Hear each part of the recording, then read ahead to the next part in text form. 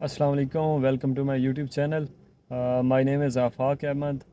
तो आज हम बात करेंगे कि आपका 476 वीज़ा आ गया है और उसके बाद कौन से ऐसे स्टेप्स हैं जो आपने लेने हैं और कौन से आपको डॉक्यूमेंट्स रिक्वायर्ड हैं। तो सबसे पहले तो आप अल्लाह का शुक्र अदा करें, शुक्राने के नफल अदा करें कि अल्लाह ने आपको ऑस्ट्रेलिया का वीज़ा दिया है। You are so lucky. और उसके बाद आपने एक आध दिन पूरा एंजॉय करना है और फैमिली को टाइम दें, इस खुशी को सेलिब्रेट करें।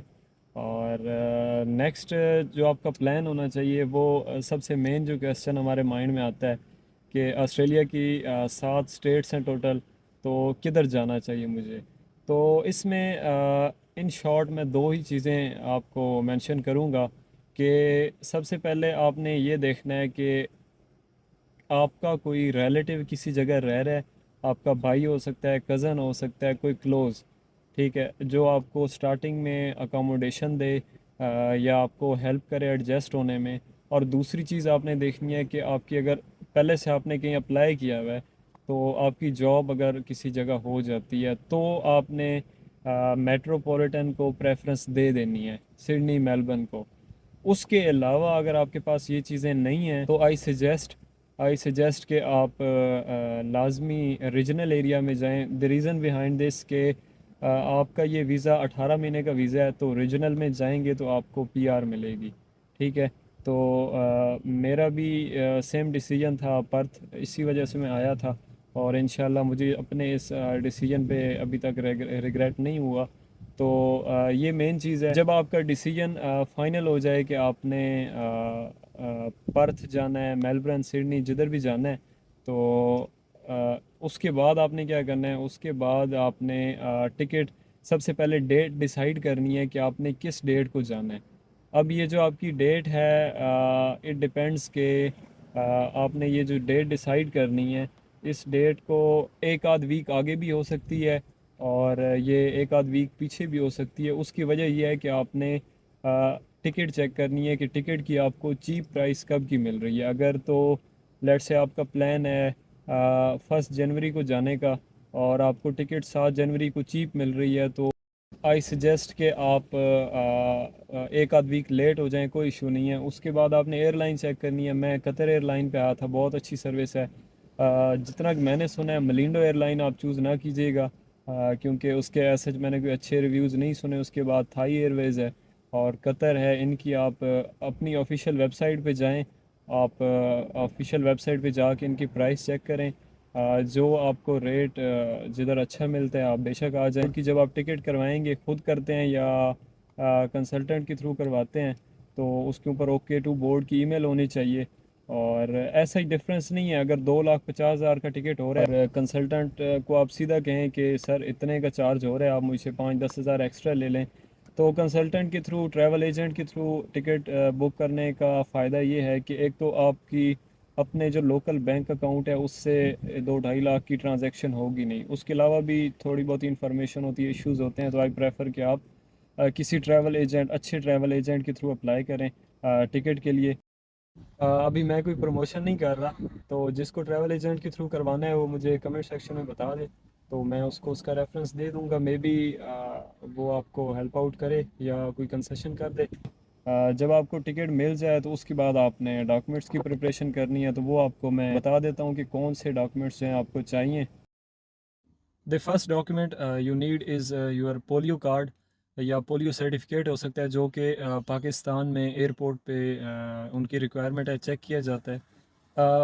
बाय द वे मेरी दफ़ा चेक बिल्कुल उन्होंने नहीं किया, नहीं चेक हुआ था, लेकिन इसकी रिक्वायरमेंट है, तो आपने पोलियो का एक सर्टिफिकेट अपने पास रखना है। पोलियो की आप वैक्सीनेशन किसी भी सिटी में जाएं, गवर्नमेंट हॉस्पिटल में आप गूगल करेंगे polio vaccination centre near me, आप जाके पोलियो की वैक्सीन लगवाएं। आपको ऑनलाइन मेरे ख्याल में 100-200 रुपये चार्जेस होते हैं उसके, और आप सर्टिफिकेट डाउनलोड कर सकते हैं। उसके बाद आपके पास कोविड का सर्टिफिकेट होना चाहिए।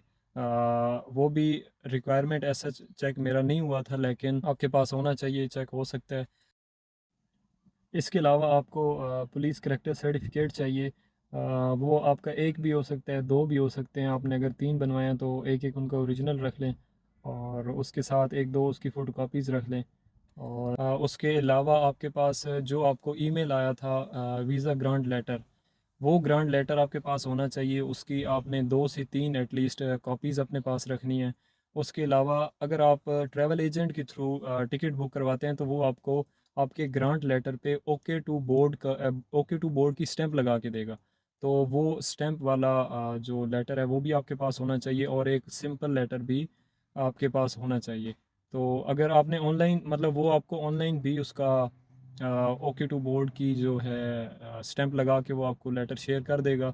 और उसके अलावा आपके पास ग्रांट लेटर के एंड पे एक वीवो का VEVO वीवो फॉर्म का लिंक दिया हुआ है, जिसमें आपके वीज़ा की डिटेल्स होती हैं। आपने वो फॉर्म भी मस्ट प्रिंट करना है।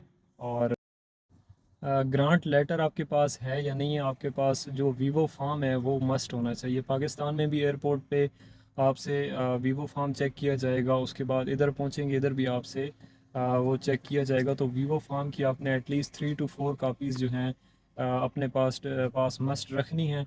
और इसके अलावा बाकी आपके नॉर्मल एजुकेशनल डॉक्यूमेंट्स हो गए। एजुकेशनल डॉक्यूमेंट्स में आपके मैट्रिक, इंटर और बैचलर्स की डिग्री, ट्रांसक्रिप्ट, ये सारी चीज़ें होनी चाहिए। इनकी एक आध कापी भी रख लें। इधर आके भी आपका प्रिंट हो सकता है, वो कोई इशू नहीं है। 20 सेंट का एक प्रिंट होता है, 1 पेज A4 साइज़ का। और एक्सपीरियंस लेटर की एक एक आप बेशक ओरिजिनल रख लें, उसकी ऐसी ज़रूरत नहीं है। हाँ, एक और चीज़ जो है वो आपकी सीवी है। सीवी इससे नेक्स्ट वीडियो में मैं आपको बताऊंगा, क्योंकि इधर आपने अगर कस्टमर सपोर्ट की जॉब लेनी है, लेट से किसी जॉब मार्केट में जाके जॉब लेनी है, उसकी अलग से आपको सीवी बनानी पड़ेगी। और क्योंकि इधर जितने भी मार्ट हैं, लाइक पाकिस्तान में जिस तरह मेट्रो है, पंजाब कैश एंड कैरी है, इस तरह इधर काफ़ी सारे हैं। उनकी मैं नेक्स्ट वीडियो में आपको नाम बताऊंगा। और जिस तरह रेस्टोरेंट हैं तो मैं आपको सीवी भी बताऊंगा। मैं भी पाकिस्तान से इसी तरह 8 से 10 कॉपीज़ जो हैं सीवी की ले आया था, लेकिन वो मेरे लिए वो वेस्ट हो गई हैं। क्योंकि इधर आके आपको अगर आपने फील्ड की जॉब करनी है उसकी आपको अलग से सीवी बनानी पड़ेगी। अगर आपने किसी रेस्टोरेंट में अप्लाई करना है उसकी अलग सी सीवी होनी चाहिए। अगर आपने किसी मार्ट पे काम करना है, कस्टमर सपोर्ट साइड पे या सेल्स का, तो उसके लिए आपको अलग से सीवी बनानी पड़ेगी। तो आई सजेस्ट कि आप जो अपनी फील्ड है उसकी सीवी 1 पेज सीवी ले आएँ। 2 पेजेस या इससे ज़्यादा की ज़रूरत नहीं है बनाने की। सिंपल आपकी डिस्क्रिप्शन, इतना टाइम इधर किसी के पास नहीं होता। मैंने भी एक जगह अप्लाई किया था, 2 पेजेस की CV they rejected me. Again I applied with a single page, तो उन्होंने मेरा फाइनल इंटरव्यू कंडक्ट किया था और मेरी इसी तरह जॉब भी हुई है। तो आपको यही सजेस्ट करूँगा कि आप सीवी एक लेके आएँ, उसका प्रिंट ले आएँ। और जो बाकी सीवी हैं वो उसकी मैं नेक्स्ट वीडियो में आपको डिटेल बता दूँगा, उसको साथ लाने की ज़रूरत नहीं है। तो ऐसा इसके अलावा और कोई चीज़ नहीं है। अगर स्टिल आपकी कोई कन्फ्यूजन है तो आप कमेंट सेक्शन में मुझसे पूछ सकते हैं। I will try to answer you. और अभी तक इतना ही। अल्लाह हाफिज़।